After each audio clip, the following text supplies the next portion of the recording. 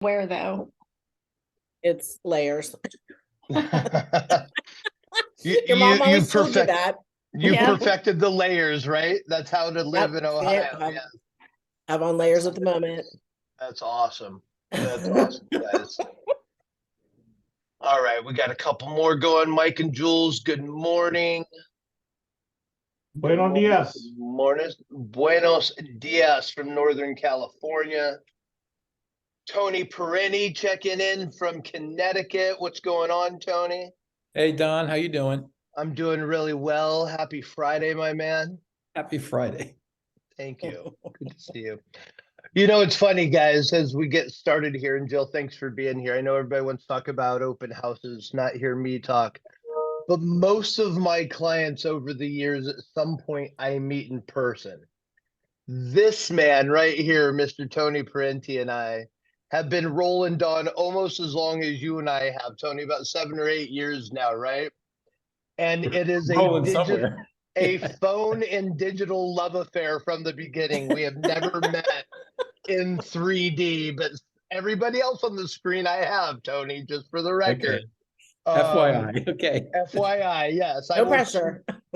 Oh, I pressure him at least twice a year on that one, Jill. Yes, it happened. The pressure is real. All right, well, it's a couple minutes after. We may or may not get a bigger group. I'll let them in as we go. Today is all about open houses. I'm exciting. Jill and her husband, Scott, run the Spouses Who Sell Houses team in Ohio. As my intro said, they have a very cool, unique way to hold their open houses, make sure they get the biggest turnout possible, and most importantly, look for that next deal or 5 through the one open house, right? So Jill and I have been working together for a while. Jill, again, you've been in the ecosystem for about 5 years with Scott.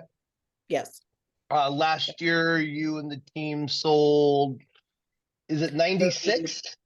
Yeah, 92 units, 33 92. million in volume. 33 million in volume. Open house, you know, has come and gone since COVID. Now is a big piece of regenerating business, and I'll let Jill talk about that more. Jill, I'm here if you need me. Otherwise, it is all yours. Okay. All right. So when we started talking about open houses, and Scott was all excited because my husband, he's kind of like open house idiot savant. Like he actually does the open houses and I do all the processes around it. And Don was like, we really want to focus on the process part. So if you were expecting to hear some sexy scripts and role play and some things like that, we're not going to be doing that.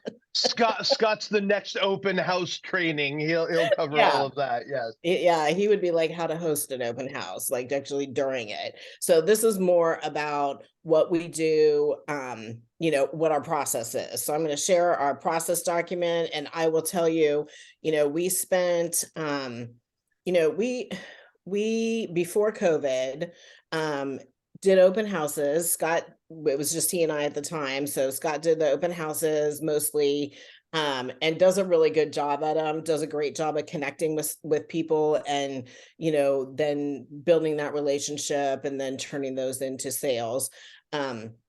We had one little house that was like $225,000 house in one of the popular suburbs here of Cincinnati. And we just, for whatever reason, it just could not get that thing sold. But it was kind of nice though, because we kept holding open houses and got another 4 or 5 deals out of that one listing because we were holding open houses on it. So our goal is always to make at least 2 listing babies from every listing. And we don't always hit that goal, but that's always the goal, is to make at least 2 listing babies. And usually one or both of those come from open houses. So I'm going to kind of talk through. Just to be clear, listing babies, new listings born from that listing. I love that term. Yes, listing babies, 2 listing babies per. Yeah, and that is not, I did not make that up. I stole that from my bold coach, so I cannot take credit for it, but I will continue to perpetuate that because I think it sounds fun. Definitely. So, so we were doing them after COVID, probably in 2020. I don't think we did many or any open houses. 2021, we were selling them so fast that we really didn't have time to do them.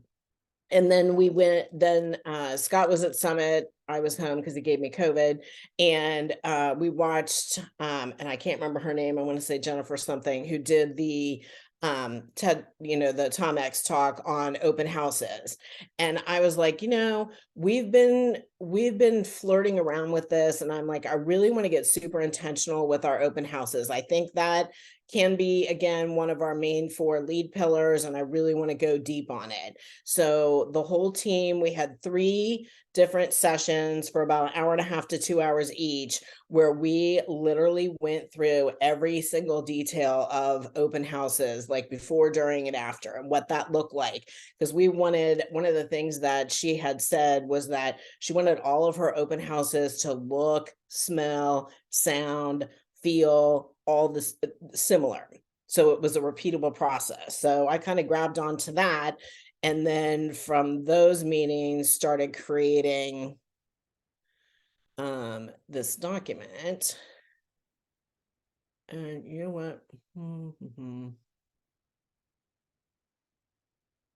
on one second, because I want to share multiple things here. All right. So this is the first one, and I will share these documents afterwards. I'll send them over to Dawn. Dawn can get them out to everybody. So one of the first things we decided was we needed to make time for open houses. So we were like, you know what, we're just going to pick some times, and that's what we're going to do. So what we did was we decided we were going to have an open house on day 2, regardless of what day that was, from 11:30 to 1:30. And for the most part, we kind of stick with that. If it's a Friday, a lot of times we'll have it, 4 to 6 or 4:30 to 6 or 6:30 or something like that, more like happy hour after work. And then we typically do Sundays 12 to 1:30. The reason why is because we launch most of our listings on a Thursday or a Friday, and we generally try to keep them open until Saturday night or Sunday. If we think things are going to, if we're going to call for all offers in by Saturday night at 10 o'clock, we may do open house on Friday and Saturday instead of Friday and Sunday. And brokers opens aren't a thing in the Midwest, so we don't do them here. What we wanted to do is we wanted to make sure that we had people at the open house. So we kind of went, went through what we wanted to do to make sure that we got the word out about the open house. We wanted to make sure that when people were at the open house, that they were, greeted friendly, that they were welcome there, that we also, encouraged them to register so that we got all their information, regardless of whether they had an agent or not. So one of the things that we decided to do was we decided to do a raffle prize each week. So all the open houses that we have, whether we have 2 open houses or we have 8 open houses that week, we put all the names, all the valid names, into a raffle, into one of those little spinning wheel things. And then that's part of our process, is that, we'll talk about that in a few minutes. They turn the names in. My assistant, Kim, she puts them all in, puts them in the wheel, goes on live on Monday mornings at 11:30 and picks a name. And the name, it didn't matter whether they had an agent or didn't have an agent. They just needed to be able to come in by the next day, by the end of business on Tuesday, and pick up whatever it is they want. We were not going to put them out in the mail. Like, there needed to be some more face-to-face interaction time. So, and the raffle prizes, we started off doing AirPods each week, a pair of Apple AirPods. And we were like, okay, this is getting kind of expensive.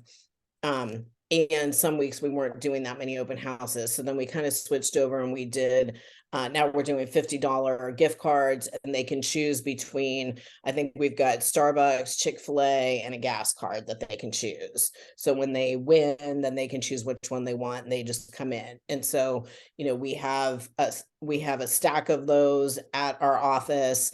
And Kim takes care of all of that, so that when they come in, they just pick which one, and she makes sure that we have, you know, at least a couple in stock of all of them. So one of the things that we wanted to do is we wanted to make sure during the open house time that people are arriving ahead of time. You know, I love my husband. He has a lot of great qualities, but like showing up early for something is not really his thing.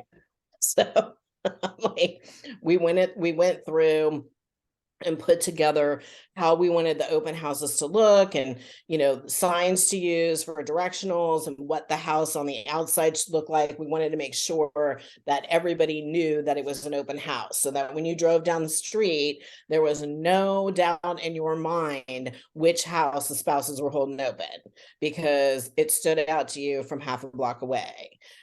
So in order to do that, we needed to get there 30 to 45 minutes early.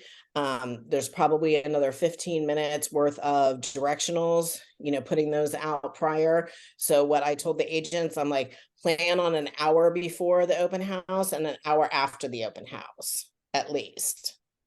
And we'll kind of talk about that more in a minute. You know, open house coverage will be requested on Mondays. So on Monday afternoons, Kim will send out an email saying we have these, you know, 2 or 4 or 6 open houses coming up this week. Let me know which ones you would like to sign up for. And she sends it out to all the whole team. And we usually don't have any problem with coverage, even, you know, sometimes if we have 6 open houses and somebody's on, you know, out of the office for the weekend or something like that, sometimes we might have to double up, but usually we don't have any problems with that, because we're letting them know way ahead of time. And then Kim confirms that with the agents. She puts it on the team calendar. She makes sure that the agents that are agents that are hosting the open house have it on their calendar. And then she also lets our lender partner know, and soon to be our title partner. She'll also send them out a message on Monday afternoon or Tuesday morning, letting them know what our open house schedule is for that week. And then they can participate in the open houses as well. So usually we try to get that nailed down by like noon on Tuesdays, so that we've got plenty of time to start with advertising and marketing. You know, the open houses, unfortunately in our MLS, when we do a coming soon, you cannot post the open house in there. You have to wait until it goes active. So we get those posted in there as soon as possible. And if we've got, you know, we always have 2 open houses for each listing, we go ahead and put those in there. That way they're. Jill, I'm sorry to interrupt you. Just going back to, you said your open houses are 2 hours. Hour of prep, I love that. Hour of post, maybe some follow-up in there also. Do you ever find yourself doing 3-hour, 4-hour, or longer open houses, or are they always 2 hours? They're usually either 1.5 or 2 hours. Now, okay. I wanted to try to do longer open houses, but was nixed by my other half. Okay, perfect. You know, his school of thought is if they're shorter, then people make it a priority to get there. My school of thought was, you know, let's have them a little bit longer so that everybody has an opportunity to get in. So I don't know. Okay. 2 hours to feel right for us, but you know, and it may be more of a you know, regional thing, or, you know, this is how we do it in this area, but other areas it might work better to do a 3 or 4 hour open house. I would definitely try them. Sure. And sure. You know, see what works best. You know, that was one of the things when we put this all together in the fall. You know, I said, let's give this like, you know, 10 full open houses to, once we get everything all implemented, let's give it 10 times to make sure that it's all working the way it's supposed to be working. So, Okay. Makes and sense. In then make Australia, they do adjustments. 30 to 60 minutes. So whatever gets the most amount of people through your open house. Yes. They'll do two Right. or three a day. Yeah, Yeah. crazy. Now, one thing that I would like to start doing that we haven't done in the past is we don't really do like a neighbors only, preview, a half hour, an hour prior to the open house. Which I don't think necessarily is a bad thing. I just think it's not a thing that people do here, and I would like to implement that. That's one of the things I'd like to add on. I was in a conversation with the team lead about that one thing, get out to 100 to 500 local neighbors and invite them to that 30 minutes before the open house begins. Yes. Yeah. Good idea. So some of the things in here about directionals, if my opinion, I'd like everybody to have at least 15 to 20 directionals and use up most of them when they're doing the open houses. Not everybody does that. That's my standard that I would like to see happening, but I don't actually do the open houses, so sometimes it's hard to really enforce that. But everybody, and then of those directionals, I want 3 or 4 or 5 of them in the front yard. And I should have taken a picture so I could show you what I'm talking about. But, most of our houses either, between the sidewalk and the curb, or, down closer towards the street so people can see them. We literally just take 3 or 4 signs and spread them out across the front of the house. That way people are seeing that as they're driving down the street. We also do a feather flag and a couple other things to kind of give people, to let people know it's an open house. But so we'll kind of go into some of the things that we do prior. This is usually going to happen earlier in the week, like typically midweek, on Monday and Tuesday morning, we've nailed down what open houses we're going to do. At this point in time, we're going to also, that's being communicated with the seller, whether or not they live there or not, they're getting that. I want to create a seller's open house checklist. So I haven't done that yet, but that's on my list of things to do. That, we're telling them exactly what they need to do to prepare for the open house and what to expect after. And we'll kind of get into the after part in a minute. The listing manager, who's my assistant, she is printing out the MLS sheet. She usually prints out 2 copies and then highlighting the list price, the square footage, the taxes, and the homeowners association fee, because that's always a question everybody asks. And sometimes if it's not your listing, you might not know. And so it's sitting out there with all in the sign-in area, so that all the agent has to do is just glance at that and it stands out. She's going to confirm with the seller the day and the time and the agents and make sure everybody's there ahead of time. We usually ask the sellers to turn on the main TV and or theater system and tune it to YouTube. Scott's got a channel that he likes. I think it's some kind of relaxing music channel. But if they have like a home theater system, we'll have them, put that on and get a movie going, like something, thumping like Top Gun or Maverick, or something that's got a lot of bass and noise to it, so it looks really cool. And he'll do that instead of the calming music, it sounds like, to show off the theater system. Yes. Yeah. And sometimes like in Ohio where we are, like the theater system a lot of times is going to be in the basement. We're going to be upstairs in the kitchen. So we may have, the Bluetooth speaker with the hipster cocktail party on Pandora is usually the radio station that we use. That'll be on up there while they're signing in and everything. And then in the basement, then you've got the TV on with in the home theater system. So, the listing manager will order or confirm that there is property flyers, door hangers, listing sheet, neighborhood CMA from RPR, and verify any information. So she kind of takes care of all that during the week on, Tuesday, Wednesday, to make sure that all that's put together. They actually have a kit. Shoot, I wish I should have grabbed one to show you, but they have this where they have an actual kit. So we have baskets or totes that have everything in it, and I've got an open house kit list. I can go through that. And then in that kit, they also have a clipboard that has the back of the clipboard's about, I don't know, an inch or so, and you can put paper things in there. So Kim makes sure that in there they've got their property flyers, they've got, the listing sheet, the neighborhood CMA, and any other information that we decide to make standard. So in theory, the agents really just need to bring in those clipboards every week on Mondays to turn in their, registration sheets and all that. And then Kim refills those with the ones that are coming up for the coming week, instead of dragging around their open house kit in and out of the office. She's in charge of replenishing all supplies. So she'll make sure that, all the, they have enough registration sheets and the maps and school lists and open house lists, all that kind of stuff. Some of that she prints out, based on the open house. Some of it is they keep in stock in their kits.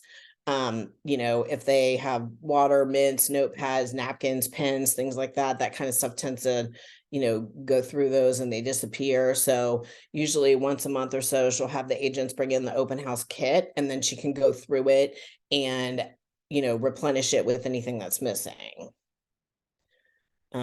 She also puts together copies of area maps, school lists, open house lists, and things like that. We haven't been as great about doing that, but I really would like to do that, because I definitely want, the agents that are at the open house, like if they've got a list of houses that are similar to the open house one, and they're leaving time in their schedule after the open house, then if they've got somebody coming through and they're like, oh, I really like this one, it's in the right price range in the right area, but I really wanted a ranch instead, then they've got a list and they can say, oh, there's one here on 27 Cameron that is a ranch that is active right now. Would you like me to schedule a showing, a half hour after the open house ends, and then we can go see it? Usually people are like, oh yeah, that'd be great. So it just makes it easier for them to suggestive sell. Review and practice scripts ahead of time. That's obvious.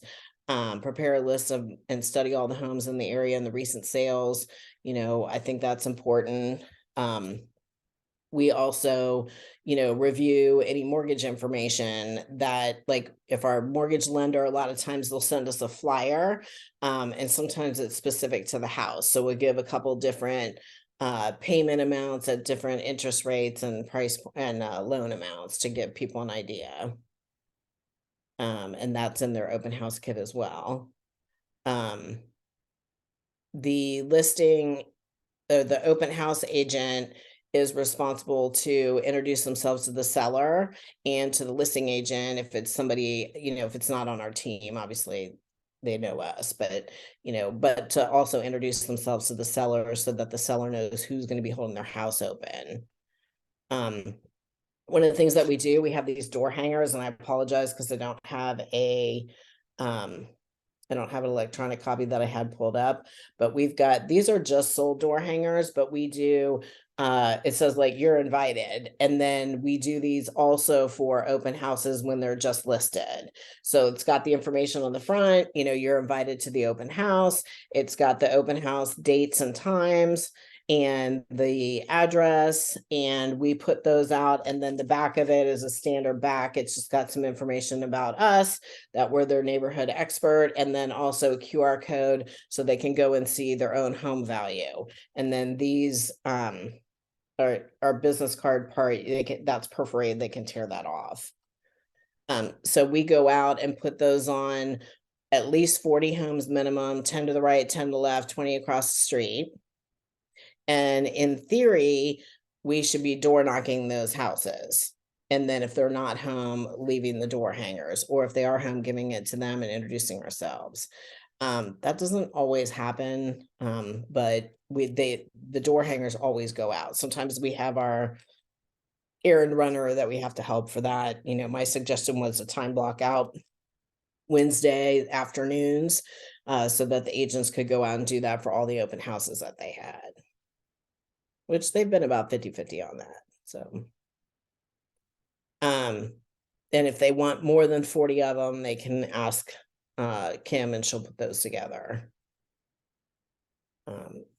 You know, when they're out door knocking and hanging the door hangers, we ask them that they wear a team shirt or logoed shirt and their name badge. That way people, you know, that tells them exactly who they are. You know, we have where they need to put them, and you know, then we have the listing manager notifies the Shield team. The Shield team is our lender partner.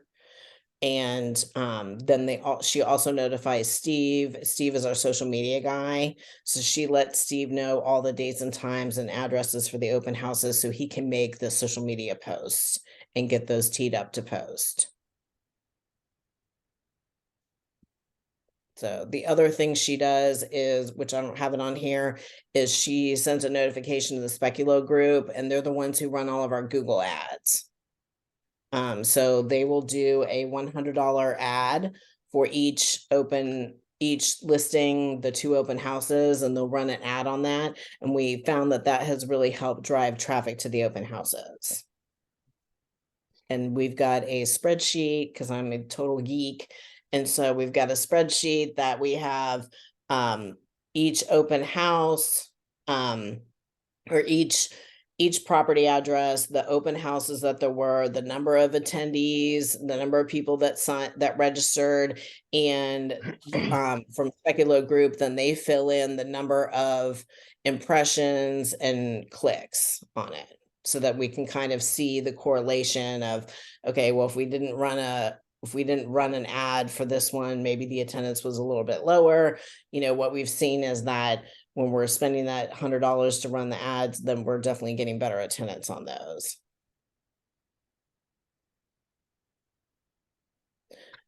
Jill, do you have something that you guys do that seems to bring more people to your open houses than anything else? Is there one of these, or is it all of this? There's so many here, things that you're doing. So this was kind of how we started off. This is why we have a 150-point listing launch checklist, because we kind of go over, you know, we're extra. So we kind of go overboard with all these things. And so then it's like, well, I can't really point to any one thing because we just implemented all this stuff at the same time. Got it. And I think the importance there, have a plan, be a little extra, that's okay, but have it planned and scheduled out, whether you have the team to back you up with it, or it's all you putting all the pieces together, right? Yeah, it's definitely has helped going through this and be very intentional and purposeful in what we're doing. You know, now it's not so much. Pardon me? Oh, okay. You know, before we were doing the open houses, we were doing a lot of this stuff. But you know, it was mostly Scott doing it, or Scott barking out orders at me, which is never a good thing. And you know, so then when we're like, we need to get a better process so that Kim can help with it.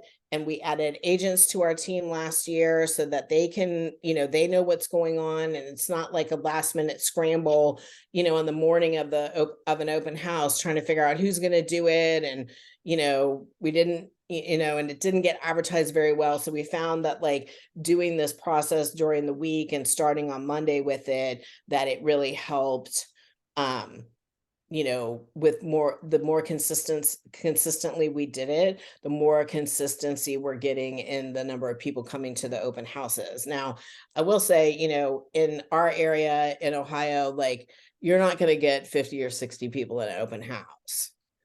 But I'm happy to get, 8 or 10 or 12 families, couples, whatever you want to call them, through the open house in a 2-hour period. I feel like if we have more than that, it kind of gets a little, not everybody gets engaged all the time. So they just kind of run through and some people slip through the cracks. And you're still able to get a baby or two out of each listing with only 10 to 12 through 1 to 2 open houses. Yeah. So we've got, if we have, the average is probably 10 or 12. So let's just say 10 because it's easy math. So you've got then 20 and you have 2 open houses at least. So you've got 20 groups of people, couples, whatever, that are looking at that house. And then, of those, you might have 5 that are not represented. You might have another 5 that say they're represented, but not really. Right. So if they cannot name, our standard is if they cannot say their name, either first and or last name, and maybe, if they say like Dawn from, Import Properties, or if they say, Jill Ferguson, but I can't remember what company she's with, then they really do have an agent. But if you ask if they have, on the sheet, it asks if they have an agent, and if they say yes, but they don't put a name, or they say, Jill, or they say Keller Williams or something like that, then they really don't have an agent.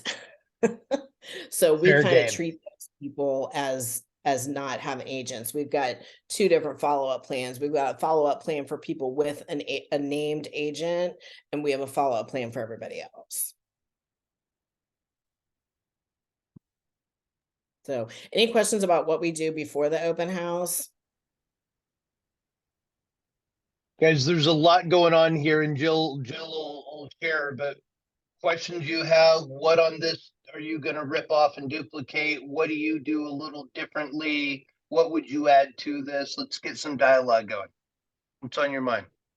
Tony, I see you taking good notes.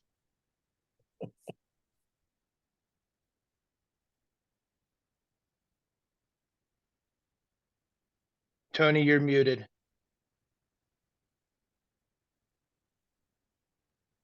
It's that microphone button. There you go. Okay, hear me? Yep.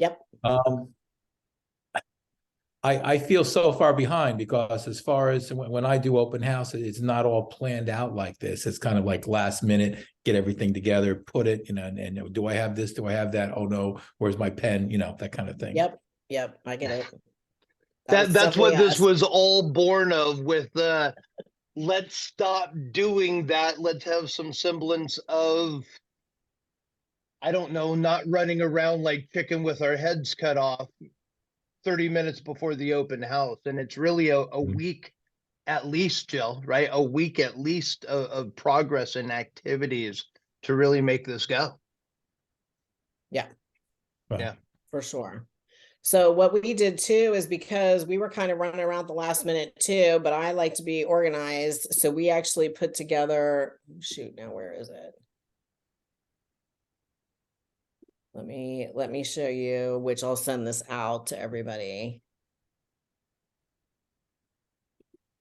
But we've actually got an open house kit list.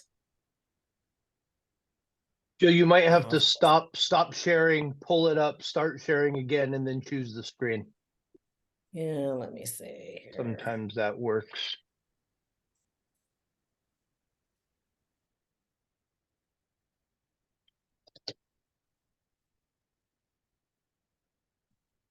One thing, shoot, I cannot find my open house kit, but I do want to show you the register.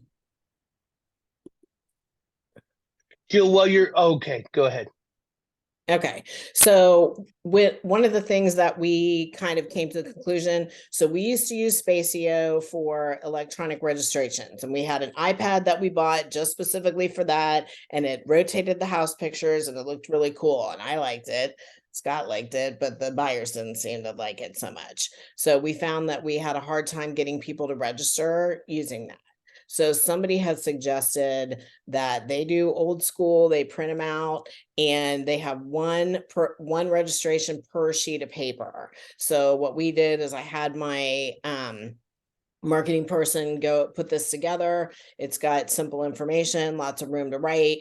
How'd they learn about us? How soon are they ready? Are they working with an agent? If so, who? Do you have a home to sell? If yes, would you like a free home valuation sent to you monthly? So we use HomeBot. And then it's got a reminder here about the raffle. And then we also have this that we set out that we made as well, which is the little, it goes in one of those lucite stands by the sign-in area, and just has information about the gift cards. So, and then I have an open house kit list that I was trying to find, but I'm not seeing it. But let me see if I can search here real quick, because what we did was, like I said, I went through, I bought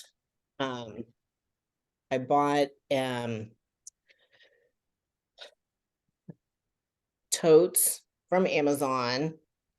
And then, oh shoot, I can't find it at the moment. Darn it. I was trying to pull it up earlier, and then we got started. But anyhow, I had totes from earlier. I bought totes from Amazon. And then in those totes, we have everything they could need. We've got clipboard, we've got a packet of pens, we've got binder clips, we've got command strips and hooks. We've got this little lightweight PVC thing that says open house, and we use a command strip or a door or a hook to hang it on the front door so people know that it's an open house and to come on in. We have booties in case it's raining. We've got Clorox wipes, in case stuff gets messy. We have paper towels, just all sorts of stuff that we thought that people could need. And then so that every agent had their own open house kit. Is this like a plastic tote bin? No, we got it from Amazon. I'll send when I find the open house kit list, I'll send that out, and I'll send out the link to the totes that we got. Okay, thank you. Yeah. Send it with the registration form and the SOP. That'll be great. Yes, I'll send all the collateral out so that we've got all that. So we've got all that going. No, that's not what I wanted. So I'll send those out. So the day of the open house, most everybody knows what to do. This is it's a job interview for everybody that's coming through that owns a home to see if they want you to be their listing person. We do that. Like I said, we have an open house kit. It gets restocked monthly. Part of the open house kit is a Bluetooth speaker. So that, and the charging thing. So everybody's supposed to charge those on Mondays to recharge them back up, so they're fully charged each week. We put on Pandora's Hipster Cocktail Party, because I like that. You've said that twice now. I have to write that down. Yeah, and it's in the instructions. I mean, I like it because it's not too boring. It's not too over the top, high energy. It's just kind of a good energy, and gives some vibe to it. Like, there's nothing worse than going into an open house and not having, and it's just dead silent. Boring. Yes, and the agent is there and it's all awkward. One of the things that we did that we encourage our our productivity coaching students to do is to go, once a month, go to a couple or 3 open houses that other agents are having. And see, like, make observations. Did they have, was it obvious how to get to the open house? Was it obvious that that house was open? Was it warm and inviting? When you walked in, did the agent greet you, and were they the host of the house and wanted to make sure that they got to know you? And, all those over the top things that, like, Chick-fil-A and, Ritz-Carlton and all those kind of places, the kind of things that they do to start to build those relationships and make people feel welcome. Did they know about the open house? Do they know about the house? Like, it should be basic information on, how many square feet and the size of the lot, whether or not they have an HOA, what the HOA covers, and big picture wise, things like that. There's nothing worse. Like, we went to several of them and some big teams in our area. And the person working the open house was just kind of there. Like, one we went to, they had a notebook and just had people signing in on that. There wasn't even columns to put your stuff in. I was Some like, just oh my phone it God, in. this is horrible. Yeah. Yeah. So it's not that hard to be way better than everybody else. We definitely went over the top, but part of the reason why we did that is because we wanted to see those results. Like, we wanted to consistently get people in there to make it worth our time. We wanted to consistently be welcoming and, engaging. So it started to build a relationship with people, and, and then they want us to sell their house and help us find their next house. So that was a big thing. And then so at the end of the open house, we also have a seller feedback sheet that we have that's part of their open house kit. And it's just some basic stuff. I actually would like to tweak it around a little bit, but it's basically letting the seller know, how many people were through the house. And then, when the open house was, who held it open, and then the general feedback. Like, if there was something like, oh, wow, we had several people comment about the amazing, primary bathroom and the upgrades that you did there. Or, we had a lot of people asking about, like, why the soffit was missing and there was a big hole in it. Whatever, things like that. So that way they're getting some feedback. And so what I have suggested was, at the end of the open house, get all your signs up, put them in your car, come back in, lock the house up, turn everything off, turn all the lights off. We have diffusers. That's part of our open house kit also, along with an essential oil that smells like nice, fresh light. I like the Snickerdoodle one, but nobody liked that one. So now we use one that smells like Palace Resorts. But pack all that stuff up. And then I said, you should just take, especially if it's vacant, just plan on spending an extra 15 or 30 minutes. Once you get everything done, fill out that open house feedback sheet, take a picture of it, text it to the seller. And if it's occupied house, then put it in their drawer with where their utensils are. So that way it's hidden. So if people come by, if you've got showings right afterwards, then, nobody's seeing it, but then the homeowner knows where to find it. But then they're getting feedback right away, because there's nothing I hate worse than the seller texting me 15 minutes after the open house asking how it went. Like, I always want to be telling them how things went proactively, not them asking me. And then I also said, obviously best practice would be you sit right there and just send out all those text messages to all the people that registered with a link to the house, and, thank them for coming to the open house. Here's a link with some more information. If you have any questions, feel free to contact me or have your agent contact me. And then if we already know that we need all offers in by, 6 p.m. on Sunday, we'll let them know that then. That one move is a game changer. Is everybody, when you do hold opens, are you following up the day of the open house, not waiting for Monday or Tuesday? If you're not, please add that to the schedule. That's an absolute must. I love that move. Yes. And then they take, then they take the registration sheets and then they do give those to Kim on Monday mornings. And then Kim puts them into the CRM. And then if they have a named agent, they go on one auto plan. If they don't have a named agent, they go on a different auto plan that's a little bit more, goes into a lot more detail. And then she's also looking. So, if they say Don Jacks and, they give me your phone number and your email address, but they don't give me your actual home address, then she'll do a little bit of sleuthing and see if she can figure out what their address is. Perfect. So, and then, if they're a homeowner, then we're going to put them on HomeBot. That's one of our steps that we do afterwards, in addition to some follow-up. So, Perfect. And then Perfect. in theory, and then the agent should be, getting a hold of them on Wednesday or Thursday with suggesting other houses that are coming on the market that are similar to the open house that they were at. I love it. I love it. I love it. All right, guys, what questions or thoughts? What do you love? What are you going to rip off? What do you do in addition to? What say the rest of you? It's great stuff, Jill. Thank you. Tony, hit that microphone again. I remember my first day on Zoom too. It's okay, Tony. I'm losing my memory. It's okay. How often, thank you, Jill. Thank you for all the information. You're welcome. How often do you do open houses? Do you do like one weekend of open houses every month, or because it sounds like a really great way to prospect for new sellers? Yes, for sure.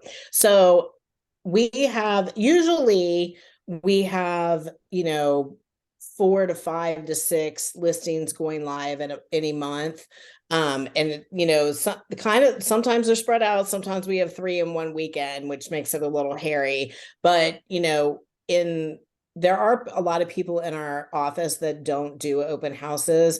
I want to get more intentional about asking them, like this weekend, we didn't have any listings coming on. So what I should have done on Monday was send out a message to some of the other agents in the office that I know have listings coming on, saying, hey, can we hold an open house for you? And then, so what I'd like to do and what we kind of set with everybody is that we'd like everybody to be doing, 6 to 8 open houses a month on 3 weekends, like take one weekend off, preferably one where we don't have any listings coming on, but the rest of the time, make sure you're getting open house opportunities. If they're not ours, then, ask some other people, because there are some other top agents in our office that don't like doing them. Do you always have someone on your team do the open houses, or do you view the office as an extended team? Well, so our primary, the primary, we're going to go out to the agents on the team. Scott and Lori are like open house gurus. Like they do a great job at the open houses. Paula does a pretty good job. They're the main 3. I will do them if I have to, but I'm not good at them. Like I'm great at the process part of it. But like actually at the open house, I feel awkward, like on Will Ferrell, when he's like, I don't know what to do with my hands. Like I just feel really super awkward at him for some reason. But then if we don't have enough people to do them, Scott and I are the PC coaches for our office. So then we'll ask the PC students if they would like to do them, but I prefer that they do them with somebody supervised, because I don't, and then if not, then we'll ask, in the office. But generally between the 3 or 4 of us, we've got it covered. Nice. Joe? Thank you. Yeah, I want to preface this by saying I'm one of those top producers that doesn't do open houses ever. Very, very, very few. And I have a couple team members that I do them periodically, but it's an opportunity for me to get my agents more on board with doing them so that I can pitch it more to my sellers. But I find myself in listing appointments saying, no, we don't do opens. It's not effective marketing. But something I've started doing when I do them very rarely, and it's also something I'm starting to do just across the board, is instead of trying to think about like dressing like a realtor is supposed to dress, like, you know, dress shirt, dress pants, or a polo and dress pants, I'm starting to just be way more organic and then wearing things that are kind of unique. So like I posted a video the other day with a cowboy hat and I got so many compliments on it. And I'm love country music, like old country and like red dirt. So like I'm gonna start wearing it. Right, that's your authentic self. Yeah, I carry, and it's as simple like I try to drink a gallon of water a day, and it's in the kitchen, but I carry this gigantic bright silver gallon water jug everywhere I go. And every room I walk into in a meeting or whatever, I don't bring it into listing appointments, but like people are like, dude, what is that? What'd you bring for us? Like, it's just water. And the other trick, kind of along these lines, but different. Anytime I take somebody out to a lunch meeting, I take them to the weirdest place I think they can tolerate. So I learn a little bit about them, figure out like how experimental they are with food, and then I just take them somewhere really bizarre. It could be like hole in the wall mom and pop shop, or it could be like I took somebody to Nigerian food where you like have to wash your hands because you're just elbow deep in the food. And I'll tell you, it works. Nobody forgets those meetings. Well, and that's a great, that would be a great thing to suggest, like when you're at an open house, something that's close by there like that. Like, hey, have you been to, you know, Nam Prac Lao, which is the Thai place nearby? Like, you should go check it out. They have a great, you know, pineapple fried rice or whatever. Like, you know, to connect with people, you know, it's a good opportunity. And then you're showing that you know about the area, that you're the local expert. Exactly. And then what I was getting at too is like wear something that's going to be memorable. You know, don't dress like, I mean, there's an agent in my marketplace, Kareem Hopwood. If you don't know him, look him up on Instagram or whatever. And he's been on HGTV, but he dresses like a weirdo, like in costumes, basically.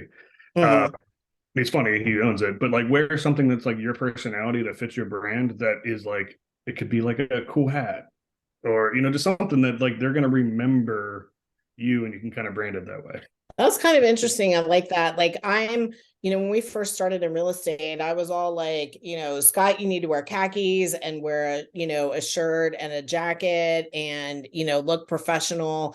And then I realized when I got into it more that most of our listing appointments, the people were in their workout clothes because they had, you know, either were working from home or had just gotten off work. And so they worked out and then had their appointment, or they were going to work out and then have their, you know, or vice versa. And you know, I kind of realized like, now I don't wear my ripped up jeans. Like I have Holy jeans on right now, but like, I don't wear those on listing appointments, but I have no problem wearing jeans and a branded shirt, or, you know, my thing is pink. You know, I usually have on something pink.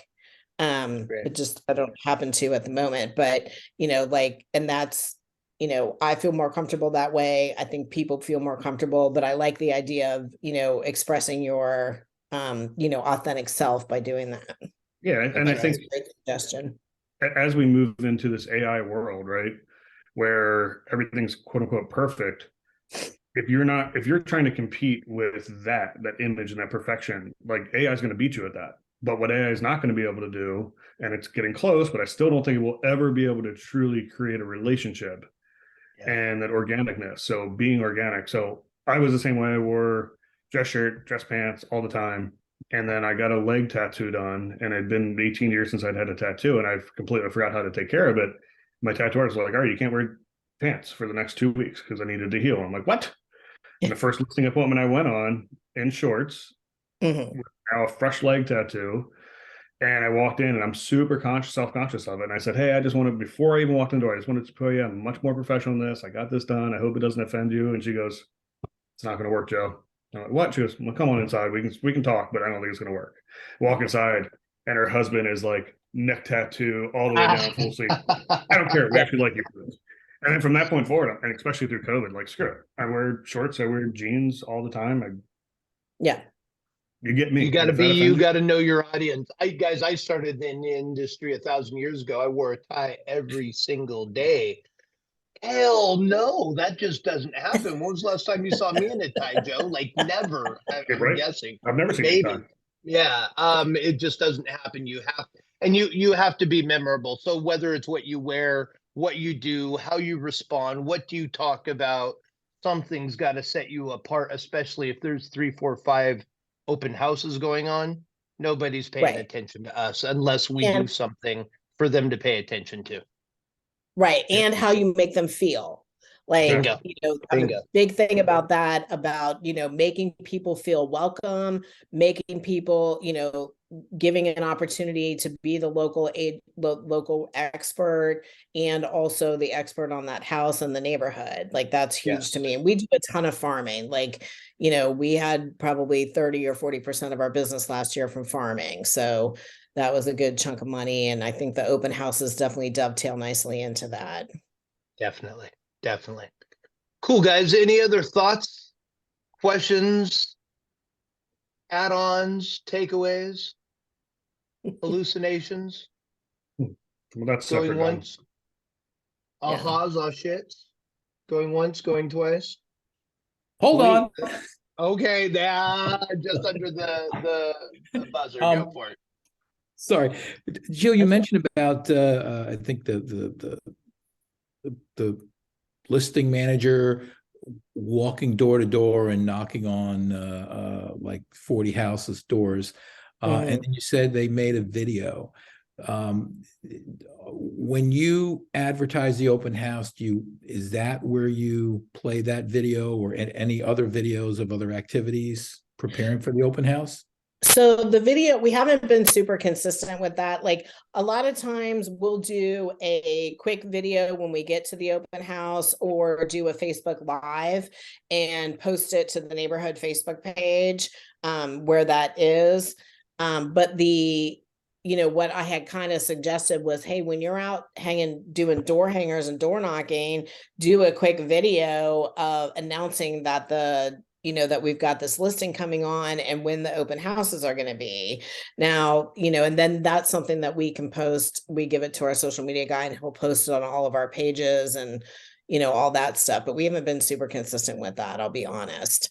You know, most of the advertising that we do is from, you know, the guys with Speculo Group that run our Google ads. I think they focus more on the house. Now, they might take a snippet from the walkthrough video that the photographer did, but we're not utilizing those quick videos of us like we should be. Yeah, I love that idea. Just out knocking on doors. Hey, this is Don, just out promoting our open house Saturday at 11 o'clock to 1 o'clock. Love to see you guys there. 3-bedroom, 2-bed. That would be great on everybody's social. Something the team can share across the platform. Yeah, that's a great idea. Tony, you should definitely do that. Definitely. Okay. I love it. All right, guys. Last questions. Going once, going twice. Jill, thank you so much. Appreciate your You're welcome. time. Please, Appreciate when we send out the information, you know, Don will include my contact information. Please, please, please do not hesitate to call or text me or email and ask questions. I'm happy to, you know, set up another Zoom one-on-one and go into a little bit more detail, you know, on anything I send out that you have questions on. That's awesome, Jill. Yeah, send that out and I'll send it around. Guys, have a fantastic Friday, a fantastic weekend. I will see you all real soon, and happy open housing this weekend. Yep. Sell lots of Take care. houses. Sell lots, guys. Talk to you real soon. Bye. Bye-bye.